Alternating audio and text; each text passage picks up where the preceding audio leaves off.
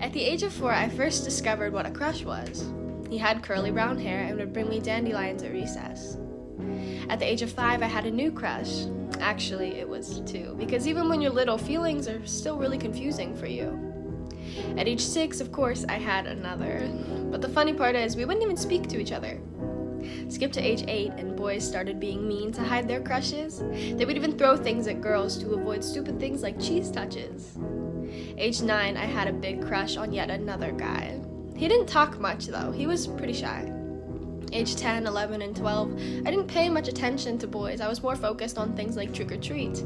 Because at the time, guys were so rude, not at all sweet. At 13, I had what I considered at the time to be a serious relationship, but looking back, it wasn't, because it was so sweet and innocent that I didn't second guess a word coming from his lips. At age 14, though, I did have a serious one. I say it was serious because it was based off my feelings, not just for fun. Him and I would say I love you every night for almost a year, until eventually fate came and everything happened that I previously feared. A month later, I was still heartbroken and sad, but for the feelings that I got to share with someone at such a young age, I was glad. At 15, I met a boy a couple years older.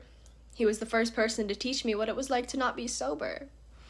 I want to describe what we shared for a year as love, but I don't know if that's the right thing to say. But if it wasn't love, then what was it anyway? I'm 16 now and still figuring out what love and relationships are all about. But sometimes I lie in bed and I cry a lot, because I question when I will find a guy whose heart is just in the right spot.